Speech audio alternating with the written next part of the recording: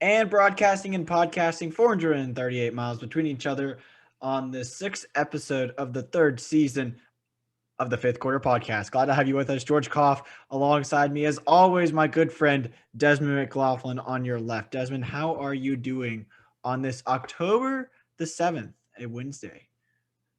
Pretty good, George. Sports are back into full effect. It's a beautiful day outside, very sunny. Your boy's gonna get a haircut soon. Get rid of that LeBron hairline, so it's pretty good. Pretty good day. And we'll talk LeBron and we'll talk lots of other beautiful weather here. But our thoughts and prayers are to those in the Louisiana area for Hurricane Delta that's going to be that's affected some games, including LSU and Missouri being moved to Columbia, and then Coastal Carolina and Louisiana being postponed. So without further ado, let's go back to the future, rewind, recap, and look forward to this week. Desmond, you ready to get started? I'm so ready, George. Let's get it. All right. So if you could remember, we had two pretty big matchups last week, but the biggest one was A&M Alabama. 13th ranked at the time, the Aggies went into Tuscaloosa looking to maybe change the tide and surge the tide. See what I'm doing there? Unfortunately, they did nothing close to that. And 52-24, not a great loss. One thing I did was, and my friends know this, those of you that were watching the game with me, I got upset, I got frustrated, I was taking notes the entire game. And here's where the notes come back to pay off, because it's Wednesday and I almost forgot that we played Alabama last week. So with that, Kellen Mond, look, all these Aggie fans, y'all are not giving him enough credit. The man finally showed the reason why he's the starter. Okay? You may not like it, but he had 148 yards and 2 touchdowns in the first half. Desmond, on 11 completions. Yeah, he should have had more. He had 22 passes. He should have had 11 or 5 more completions. That's a 50% completion rating, but still, the only mistake he made was the pick 6. And at that point in the first half, things were already spiraling out of control. It doesn't help when you have a secondary that can't even wrap up a birthday present. I mean, that's ridiculous. The secondary was getting blown, was absolutely just getting destroyed. Desmond, they allowed 3 touchdowns, 60 yards or more. You can't do that against the second best team in the country. And unfortunately, yeah, that just was the story. The big thing, though, was in the first half, A&M came back to make it 14-all. 14:44 left in the second quarter. From that point, the Aggies got outscored 38-10. You cannot do that at all. Whether you're playing Bama or you're playing Vanderbilt or Arkansas, you can't do that. You cannot get outscored on a 28-point swing. I mean, you can keep it back and forth, but not that bad. And the key thing was that there was I don't know if you were watching the game, Desmond. I bet you weren't, because you were watching Texas Tech, which we'll talk about in a second, because we know that both those games were going on at 2:30 in the afternoon. Mm-hmm. But A&M is driving down the field, 4th and 2 on Bama's 30-yard line, okay? If you make this conversion, you have a chance to possibly at that point make it a one-possession game going into the half, because at that time it was 28-14. Anaya Smith, A&M's best player, and if it wasn't seen already, it did now. It has seen it now.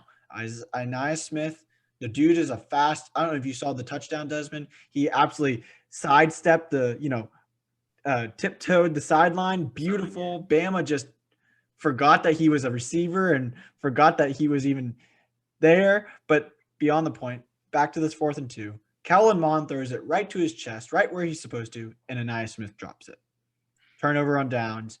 Bama goes down with 1 minute and 30 seconds and scores a touchdown to take a 35-14 lead at the half. That's a 14-point swing, potential 14-point swing. That you cannot, that just ruined, because if you're an Aggie fan and you go into the locker room, and even an Aggie on the team, and you go into the locker room and you're down a touchdown to Alabama, you start to feel like you can compete with them and you contend with them in the second half. But They came out in the second half and they just were bad. They were just not good. But Jalen Waddle was held quiet until that nice long 84-yard touchdown that Mac Jones threw to him. And even though everyone's going to say, oh, Mac Jones, 435 yards, 4 touchdowns, this and that, there were a lot of good things. A&M did put pressure on that offensive line for Alabama, but unfortunately couldn't get pressure on Mac Jones. So the run game, again, A&M outgained Alabama on the ground, 115 to 109. That was one of the keys. You had to beat them in the run game. You did that. They got better on third down conversions. They did that. They held the ball for 63% of the game, Desmond. They held it for almost 35, 40 minutes, for almost 40 minutes long. Yet you still lose because you can't defend the deep ball and you can't get crucial conversions. What were your thoughts from this past Saturday for that game? I will say, George, you took immaculate notes this week. You hit on everything I was going to mention. Top 3 things. I don't watch a game. You know that. I do check the stats though. Watch the highlights. Mac Jones. They did put pressure on him. He also looked very good. Had a very good week this week. Give it to him. I was going to mention that y'all did a great job containing the run game. You know, Alabama's always had a great offensive run centered. Their best player only had 43 rushing yards. That's insane. And the third thing I was going to say was the time of possession. I did notice that. I mean, usually if you win the time of possession and you have the ball the longest, you're usually winning that game. But it's just crazy that they had the ball longer and then it was still a blowout. But yeah, and one of the things was that Bama had 5 drives where they had less than 5 plays. Mm-hmm. They were just exposing the pass defense, exactly what Nick Saban had said in his press conference on the Thursday before, that we're going to try to strategically go at Texas A&M, I believe was what his words, something close to that.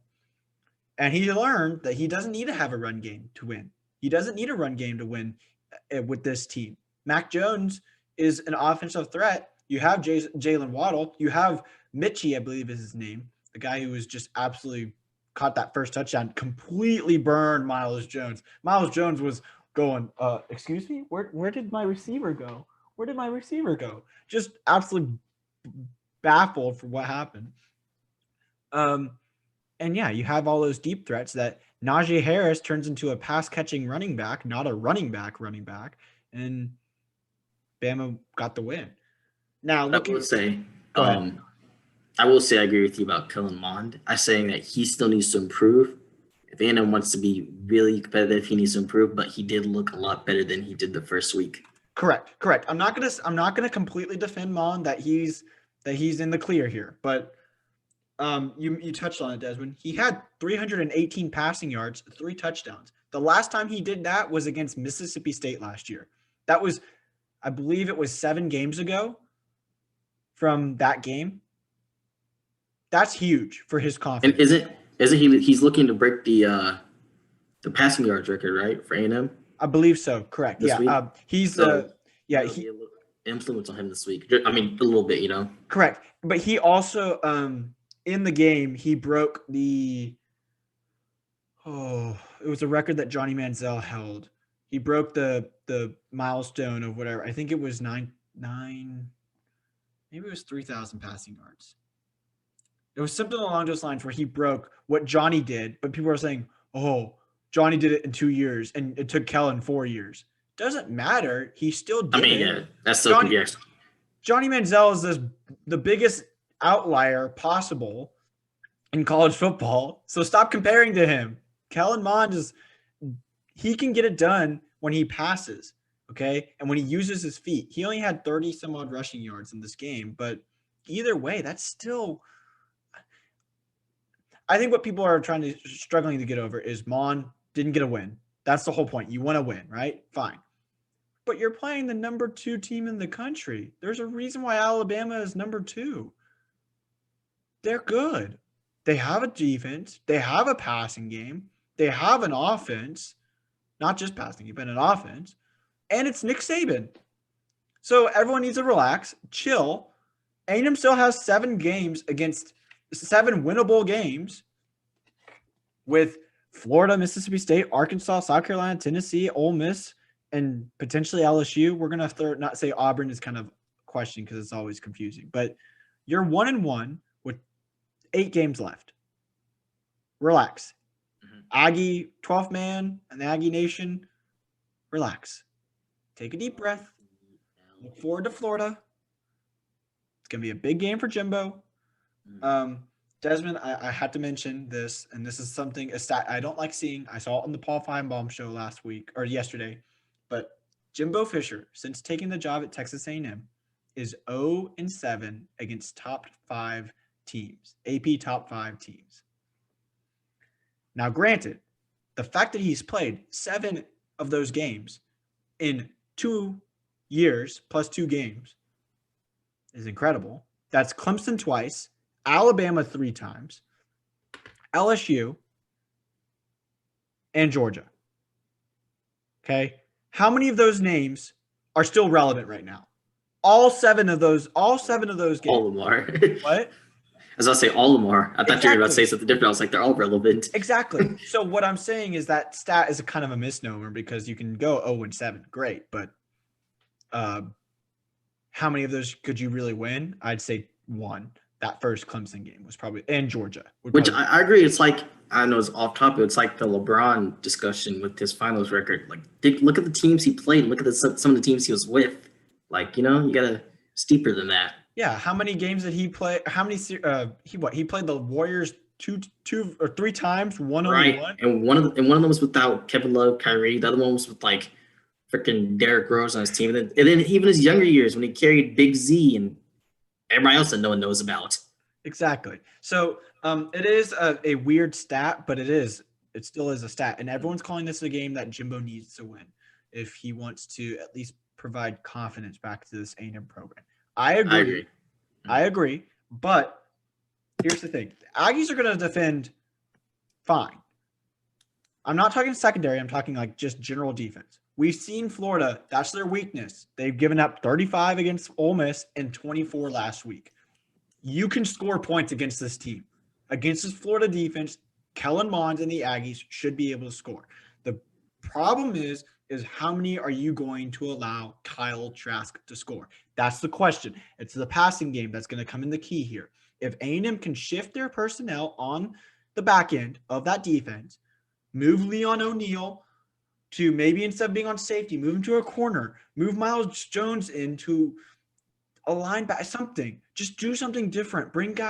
Move guys around because we're just getting outrun and it's not even the fact that we're not covering well. There were times where we were covering Bama receivers well. They were just winning the 50-50. It was more 60-40 instead of 50-50. I think A&M can keep this game close, and it will be close. But Florida's going to win ultimately. I think Florida's going to win.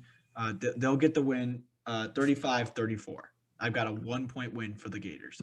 But if the Aggies win, I will not be surprised. I won't be surprised if the Aggies win, but I think – after this game, Desmond, the Aggies could run the table and go 7-3 or 8-2. Sorry, 8-2. I agree. I definitely think that the game will be close. I don't know if Florida is good enough to be in the top 4, but we'll have to see. But I have them winning this game 31-24. And hopefully Kellen Mond really comes out this week. I know he's trying to break that record, but sometimes that pressure can get to somebody a little bit when they know that they're that close. They start forcing a little bit, you know what I'm talking about, to try to break it. Hopefully it doesn't get to him too much. Absolutely. And that game's on ESPN at 11 a.m. from Kyle Field. Florida's a touchdown favorite. So anything can happen really in the SEC. We've seen that. And I think Kyle Field is going to be rocking at 11 a.m. And only being a touchdown favorite with like the rankings being so far apart says a lot about Florida. It also says a lot about A&M too, I think. Because you have to take into account that they're still ranking Big Ten teams, which haven't even played, as well as Pac-12. So if you get rid of those, Desmond. Well, I mean, sooner or later they're going to be ranked anyway. Oh, I realize that. But if you get rid of that, instead of being 21, A&M is closer to 15 or 16. And that was probably what they would have dropped versus Alabama. They wouldn't have dropped 8 spots. They probably would have dropped 3 or 4 like they did. So I don't think that this is out of question to say that Florida is going to manhandle the Aggies, because that is not what's going to happen. If it does happen, my God, I don't know if I'll be able to stand another week in Aggie land with the people around me, because they're going to be so fed up with what they're seeing from Kellen Mond that Jimbo might actually have to make a quarterback change, which I do not want to see. I'm sorry, and I may be on the unpopular opinion, but Kellen Mond is the quarterback. You're not going to bring in a freshman quarterback for a guy who has 3 years of experience, 2 of those in Jimbo's system. You're not going to do that. You're not going to do that. I don't understand why people think that's the answer. Do you want to go 3-7? No, I don't think so. Do you want to try to at least get a winning record? Then let Mond do his thing. He found his rhythm. A&M did what they needed to do on the first offensive series against Bama. I don't know if you saw even the highlights, Desmond. They had a rhythm going. Then we kicked a field goal that was missed. But again, and that kind of set the tone. But that's beyond the point. A&M had this run, then a pass, then another pass, then a run, then a pass, then a run, then a pass, and then 3 passes that were incomplete with the field goal. But that was the thing that we were missing from Vanderbilt. We weren't seeing that offensive rhythm. We were only seeing stalled plays and incomplete passes and stuff that you could tell Mond was uncomfortable. So it'll be interesting to see how that plays out in this Florida game. Moving forward, because we've talked about a lot about A&M, and we need to keep this conversation going. Moving forward and turning to the other side of the page, Desmond, we talked about Kansas State and Texas Tech last week. We said that Texas Tech had a chance to go 3 after losing to Texas, had a chance to maybe go 3-1 or 3-0 over this next stretch until Oklahoma. What happened on Saturday? George, I made one comment in the game of the season. One comment. I said, for Texas Tech to succeed, they need to just keep one thing under control. That's happened the last 2 years in a row. Bowman needs to stay healthy. And what happened? Bowman leaves the ankle injury after going on a opening drive touchdown. And what's his status? He's day-to-day right now. But also, Desmond, Kansas State's quarterback, Skylar Thompson, he got credit to Kansas State, but that game's a lot different with Alan Bowman in the game. He came out strong with the opening drive touchdown, then gets injured.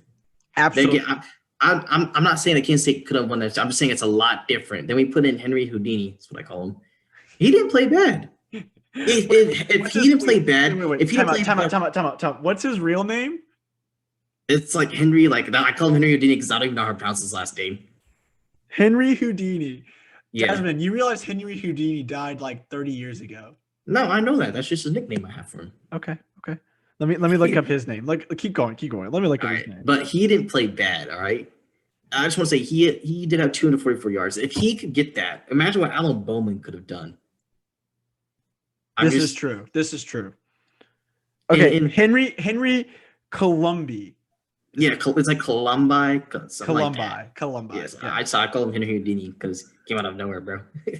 But I mean, looking into the future, he's not too bad once Bowman leaves. But I also want to say, George, the secondary for Texas Tech looked nice. It did. I will. I saw the highlights. I saw the highlights. I would agree that secondary is not the issue for Texas Tech. You're right, keeping the quarterback healthy. But even then, the offense was moving. That's what I'm saying. They didn't play bad, but I'm just saying, imagine what they could have done if Bowman was there. Correct. Coulda, woulda, shoulda is really the key in this game. And I would say, like, usually I can pick on something where I'm like, oh, that's the main reason why they lost, but nothing really stood out. I mean, they pretty much had similar passing yards, pretty much had similar rushing yards. There was only one turnover. It wasn't like, something like, the running game should have been better. It was just like Kansas State just had the upper hand this game. I mean, and you have to understand, Kansas State was coming off that wicked win over Oklahoma, so they're going to have some extra momentum and playing at home. And then your starting quarterback gets injured, and then it took a while for Henry Houdini to get his groove. But once he did, they started playing a little bit better. Yeah, that fourth quarter was incredible. Yeah, he really found his groove, and I think it's nice to see him find his groove, knowing that he gets a little playing time, knowing that in the future, or if Bowman does get injured, which he probably will, Yeah. that he'll have some experience under the belt. Now, Desmond, let's do a check-in here. I know last year and even the early games this year, you've been upset with Coach Wells's play calling. Was that an issue in this game, or do you think it really wasn't? I'm still mad at Coach Wells. After that last Texas game, I'm sorry. I'm sorry, man. That's what I'm talking about, bro. Like late game situations, he's making calls that are unnecessary. Last game, that was not his, no. That's what I said. Nothing stood out. Kansas State just had the upper hand, not his fault. But some games, like especially the games where it really matters, he kind of makes some risky calls that I'm like the sky kick and the wheel route on the 3rd and long. Those are the plays I'm talking about. Where I'm like, where are you going with this? Right, and I think you make it a good point. But also, I can't put all the blame on him when his starting quarterback, Heisman candidate, keeps getting injured every single year. Hey, isn't he still the passing leader? I was just about to say I didn't check. I believe I expected not to be just because he got injured, but let me check real quick. I believe he is because maybe because if he's still the passing leader with him being injured almost all game, that's insane. I'm looking up real quick here because I figured I was like, he's injured, he's not going to get passing yards. It looks like it is Spencer Rattler. Yeah, I figured. And Sam was close to him too as well. I don't know how many he's off, but he was pretty close. But hopefully he'll play this week. That's a big key for me. That's what I said. Yeah, and that's going into this week. Texas Tech and Iowa State. Iowa State coming off of Oklahoma, the shocking win over Oklahoma at home. Wait, I just want to say, George, I told you Oklahoma was not as good as everyone's making them out to be. You did, and you know what? I wish we had picked that game. I don't know why. For some reason, my brain just said, "Oh, let's not pick that game. It's going to be a blowout by Oklahoma." My apologies to Sooner Nation and to Cyclone Nation. My fault. Okay. Don't get mad at me. I promise I'll make it up to you when we get Iowa State again. I'll make sure that gets learned to the game picks. But Desmond, let's look at the facts here. Red Raiders. It's kind of an enigma right now. You might get the team that's going to be up by 15, or you're going to get the team that loses their starting quarterback and kind of just falls down the stretch in the game. They've got Iowa State, then they get West Virginia, and then Oklahoma. What happens in this Iowa State game?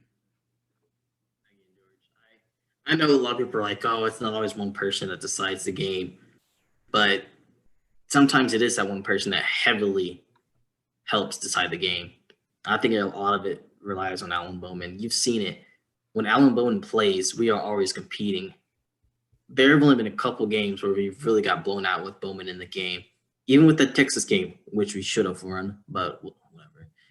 We're competing with, Texas, we don't know how good they are. Could have been overrated, but they're still competing. And when he's out of the game, that's when it starts to we start losing games we shouldn't lose, like Kansas State.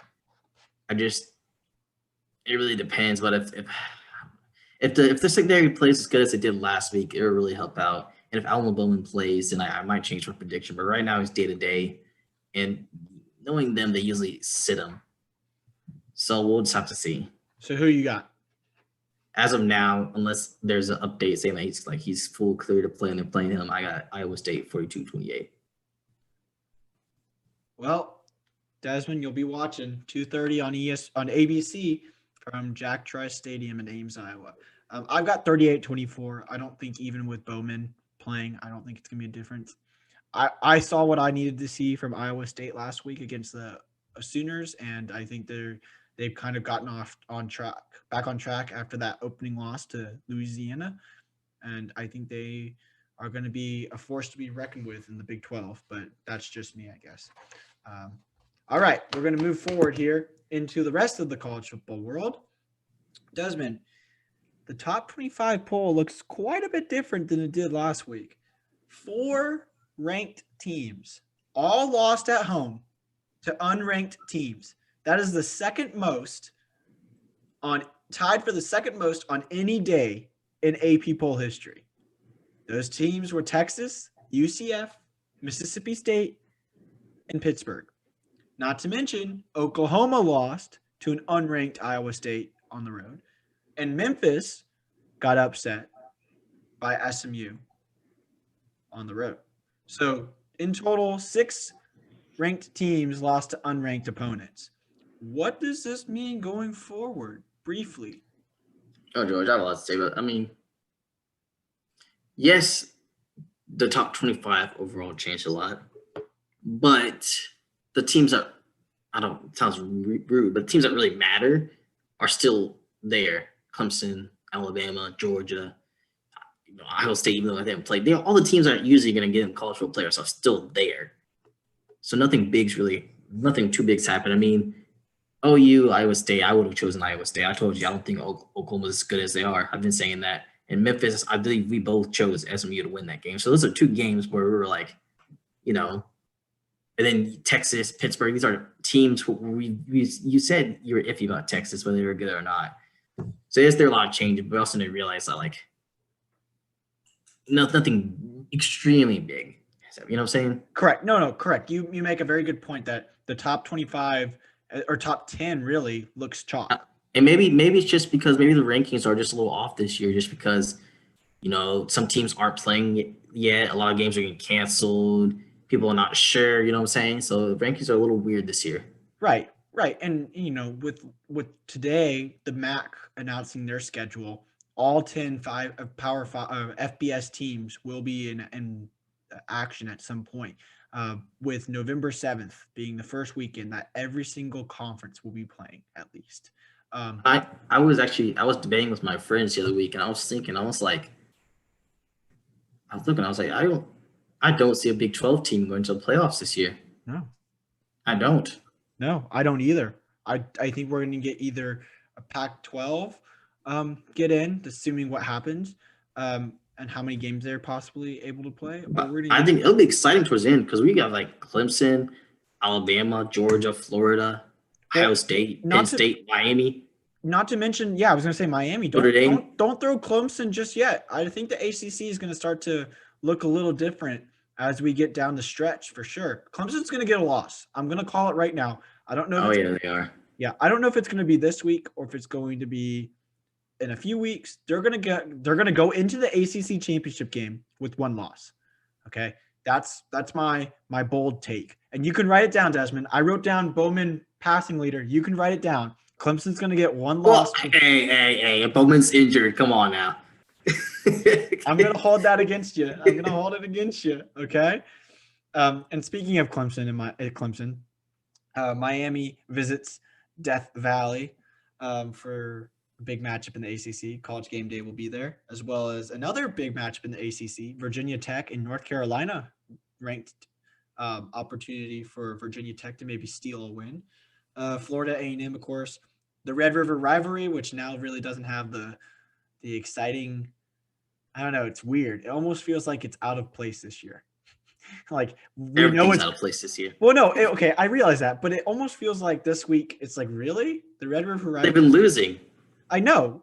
Well, and I'll get to that in a second, Desmond, but it's less flair. It's less dramatic than it normally is. Normally there's this exciting aura around that. Oh, yeah, that's the thing. And usually OU and Texas are both top 10 teams, Well, not even that. Not even that. Maybe just top 20, really. Not even top 20. Yeah, but usually only one of them has 1 loss, and they're both, you know what I'm saying? And OU is 1-2 with their 1 win over Missouri State, and then Texas is 2-1 with barely with their 2 wins to UTEP and to Texas Tech. So we'll see. We'll get to that in a moment. But let's check in on the pro sports very quickly.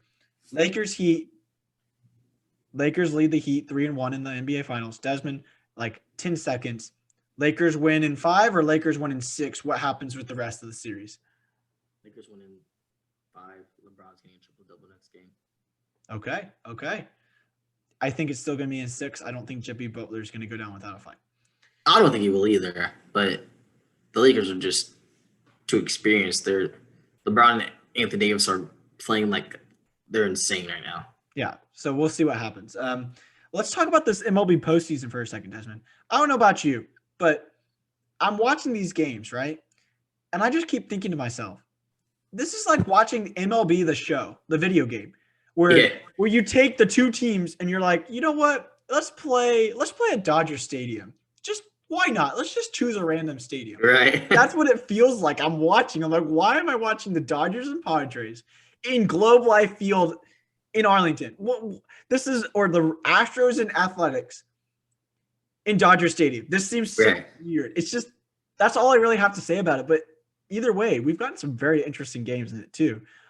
But I don't think this is a format that's going to stay. I think it's just for this year to create the quote bubble. Right, the bubble. But it is very weird to see, like, I don't know, just to see these teams that are not used to playing at those stadiums. And it's just like you went, okay, let's pick on MLB The Show. And then finally the NFL. Spend a little bit more time here. Desmond. Bill O'Brien. Bill O'Brien. Bill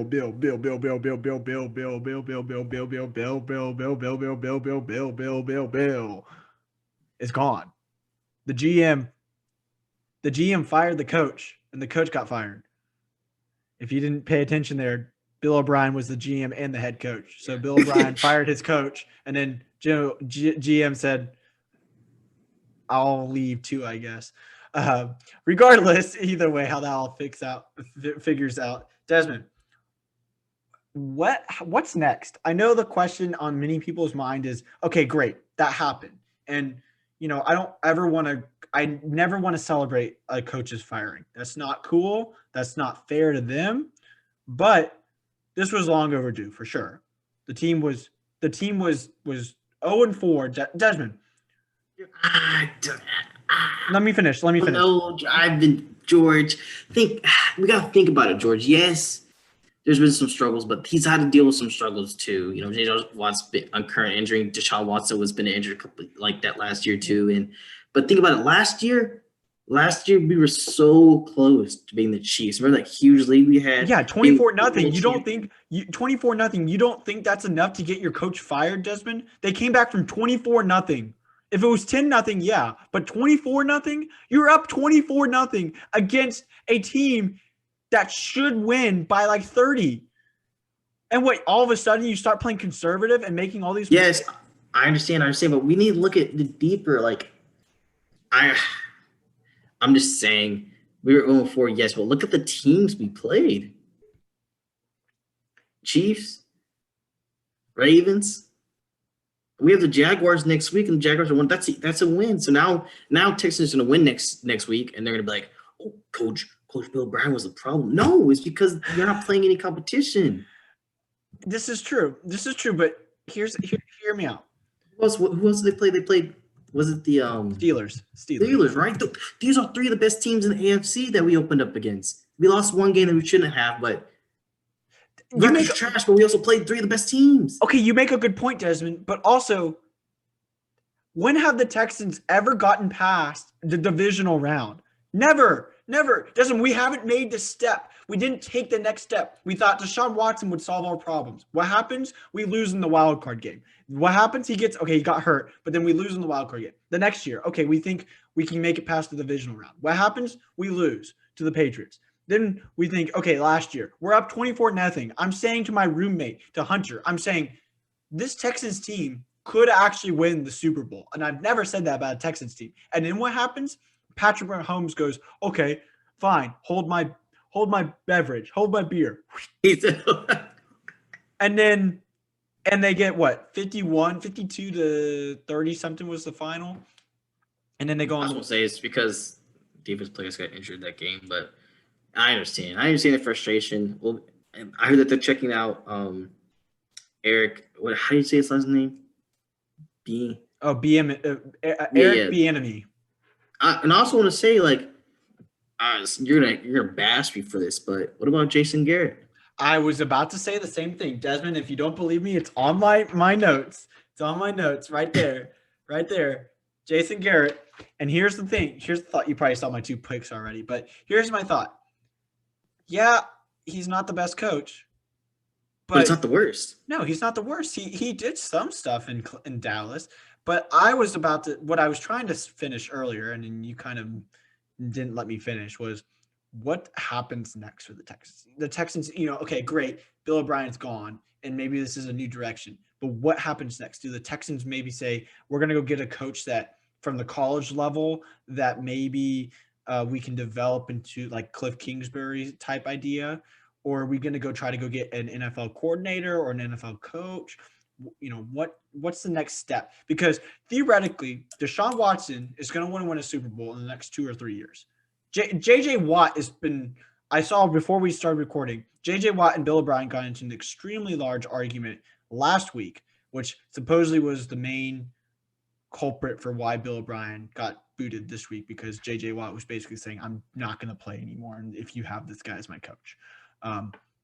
Not to throw JJ under the bus, but I sort of agree with him. If you're 0-4 and you haven't scored a single point in the fourth quarter, that's not good at all. So I think, you can argue they're 4 of the best teams in the AFC right now, and with the Vikings in the NFC. But at the same time, you've been seeing all this depreciation, and you were just moving down and down after that Chiefs game. The Texans have not won since wild card weekend, since January. It's going to be almost a full 9 months, almost a full 9 months before the Texans finally get a win.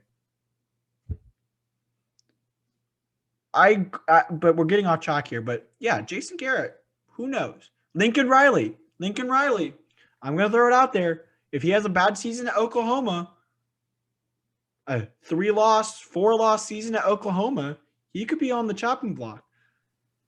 I mean, Eric Bieniemy, I would love. He's an offensive. He just knows the game well round. He's been with the Chiefs. He knows what he's doing. Give me a guy that can win Super Bowls. Give me a guy that can get this team consistently good.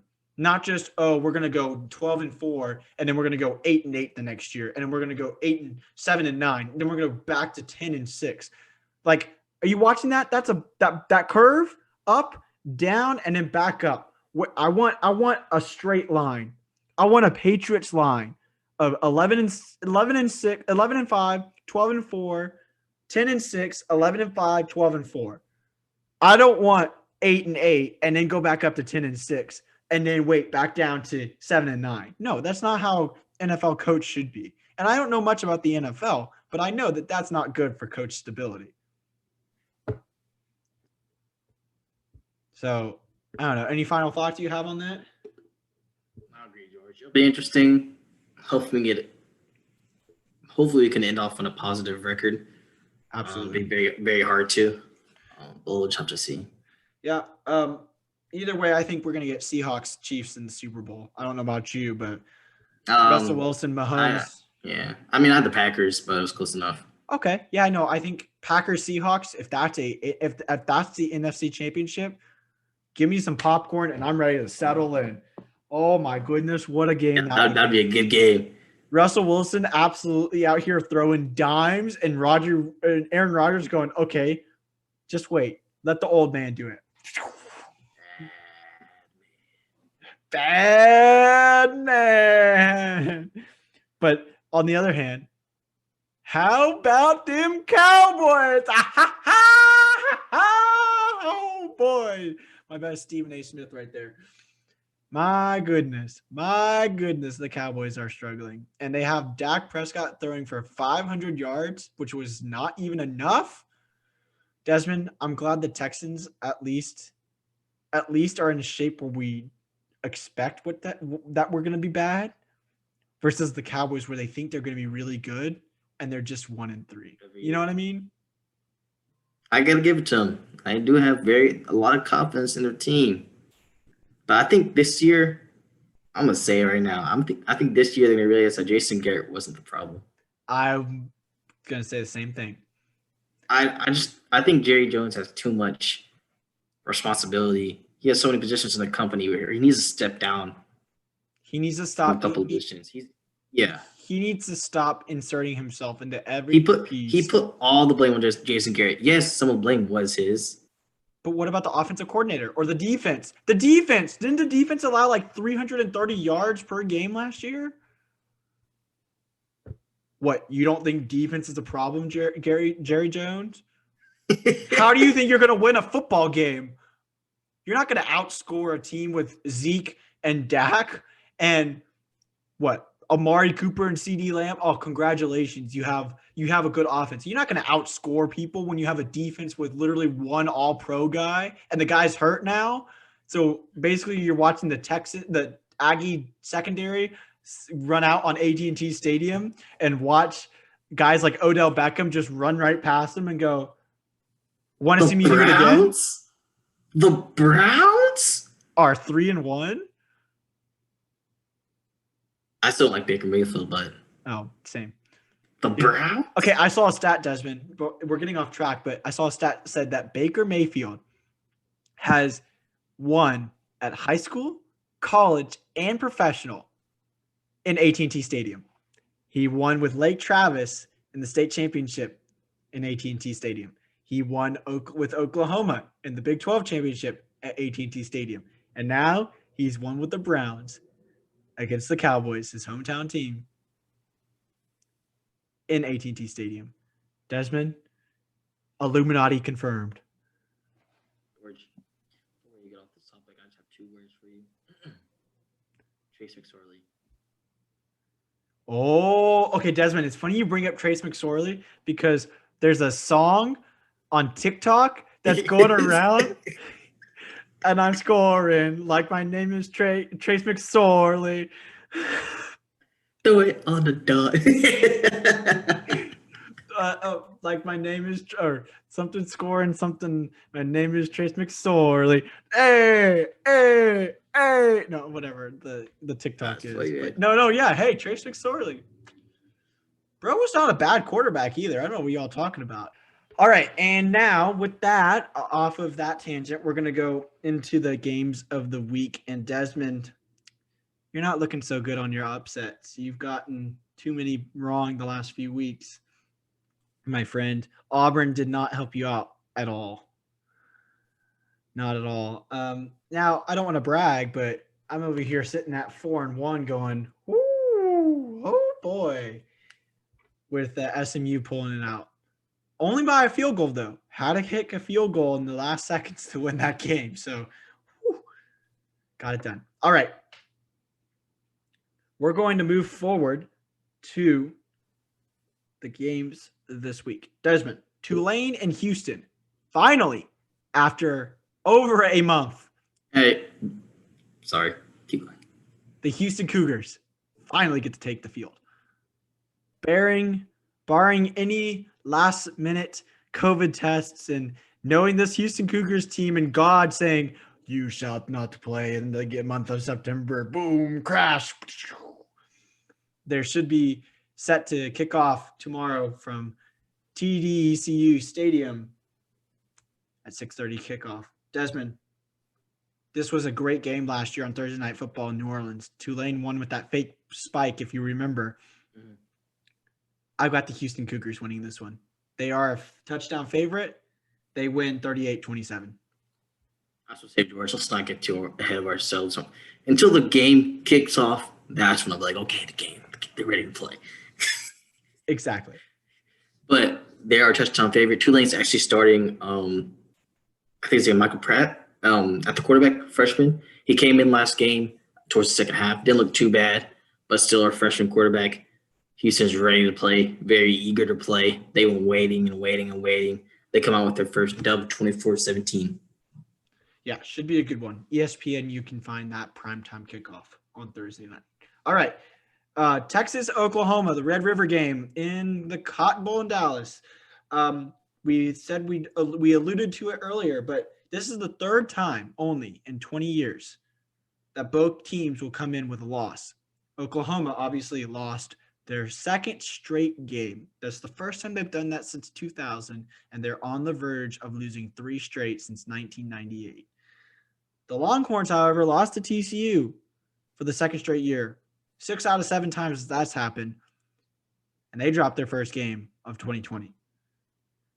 There's going to be other 11 there's going to be other 11 a.m. kickoff games that are going to be better games to watch. But this game still has some sort of excitement because Rattler and Ellinger could be a good quarterback matchup for the ages.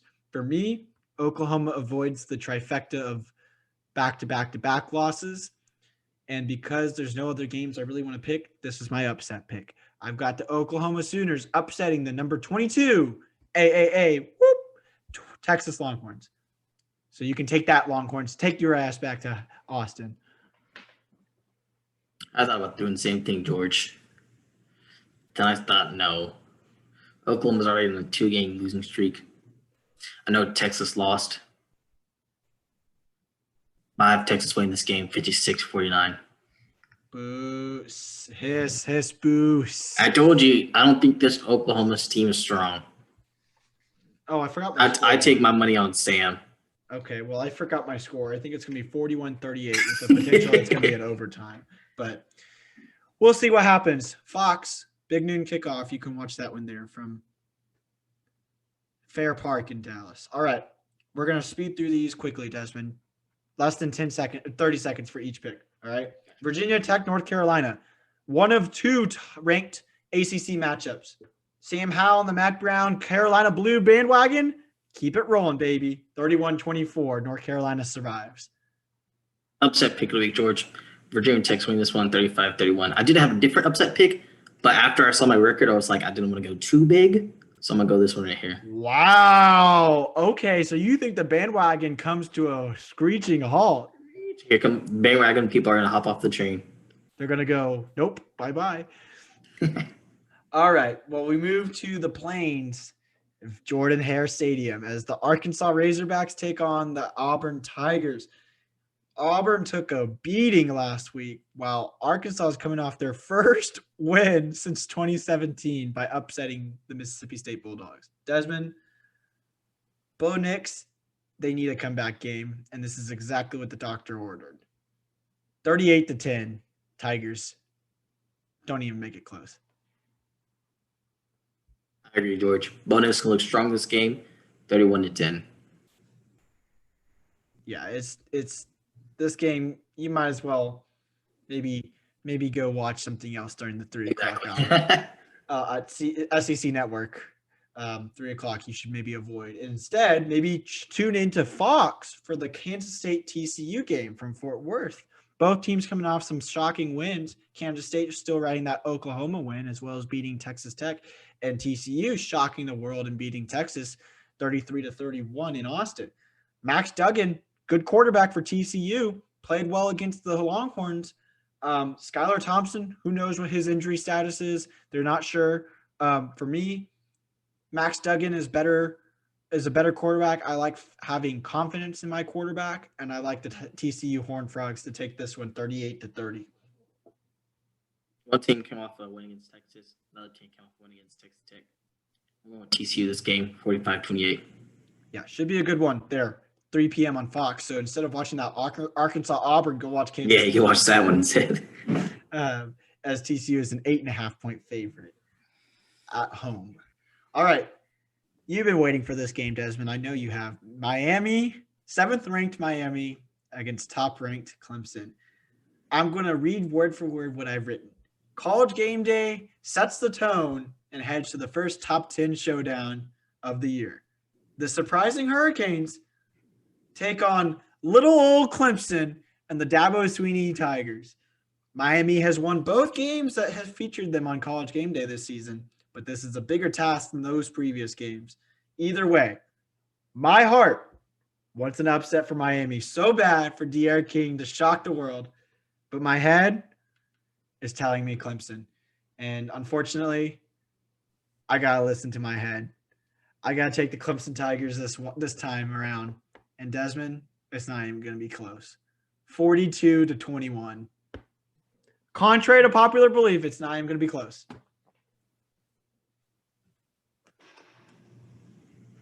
No. D King is his initials. You know why His initial is the King. It's because he is the king. George, this is the game where Derek King is going to prove to you why I think he should be the Heisman winner this year. Now, I know people can call me crazy. I've always been a non-Clemson believer saying they're going to lose. But, George, this is the game. They actually are playing competition early. I told you, Derek King's looking nice. He reads all his options, reads the passing lanes, reads the coverages. He can run. They have a great kicker. I know that's off topic, but when you can kick 45, 50-plus yards, that's points you don't have to punt or leave off the board. Miami's defense stops looking bad right now. Bring over the turnover chain, bro. Miami 27, Clemson 20. Wow. And if Clemson won, I wouldn't even be mad because Clemson. I can't go against Derek King. I'm on the Derek King bandwagon train, and I'm riding it. Right? Jalen Hurts didn't disappoint me. Neither did Derek King. Desmond, you realize Derek King's initials also are DK for Donkey Kong. And you know what happens to Donkey Kong when he runs into a barrel? He falls. He dies. Oh. Boom, boom, boom. That's what's going to happen. I hope you realize that. All right, George. Donkey Kong. All right, final game that we have picking, Tennessee, Georgia. Best game in the SEC this week. CBS plays host to it. Georgia, again, coming off that big win over Auburn. Tennessee, surprising, 2-0, Desmond. They beat South Carolina, and they whooped Missouri last week. Jeremy Pruitt has his team in a good position, but for me, if you didn't see enough from the Dogs, you haven't seen enough yet. In my best Georgia Southern accent, I got to take the Georgia Bulldogs, 34-20. Go Dogs. Go Dogs. Woof, woof, woof, woof. Go Dogs. Desmond? I agree, George. Yes, Tennessee is 2-0. But look at who they beat. Georgia's going to steamroll across them. Tennessee's going to look like a big bone. Georgia 41, Tennessee 17. Oh, Lord, Desmond. Not even close. Not even close. Oh, my gosh. Georgia, it's going to be a 20-plus victory. So you're telling me that my guys Brad Nessler and Gary Danielson are going to be seeing back-to-back blowouts on CBS? Yeah. Oh, I feel bad for them. What? I said I feel bad for them. I hate watching blowouts. They should pick better games, is what you're saying. They should. Well, either way, next week they get a showdown between Alabama and Georgia. So. Okay. Oh, now we talking. In Tuscaloosa, so that will be a prime time as well. All right, we'll get to that next week. But for now, Desmond, our scary good game. I don't know if we were overestimating North Texas, but I don't know if you saw. They actually got murdered, obliterated. It was 31-21 was the final, but Desmond, they even looked close to playing like they should have. So we lost that one. We definitely believe that the 1.5 point spread was not covered by North Texas, believe me. So this week, we're going back to the basics. Our very first scary good game involved Syracuse, Maryland, Syracuse, if you can remember, Desmond. This time around, it's Duke and Syracuse. Duke is a 2.5 point favorite. They've underperformed in every single game they've played this season. Syracuse actually won at home last time out. That's all I need. I'm going back to the basics. I hope you join me. Syracuse is covering outright.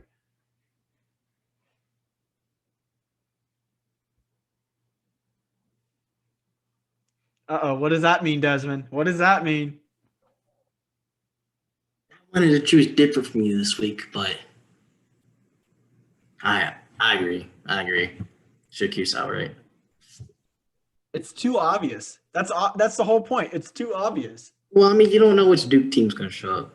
But which one? The one that Chase Bryce is leading, or the one that somehow forgot that there was a football game because they were studying for their chemical engineering final? Come on, Desmond.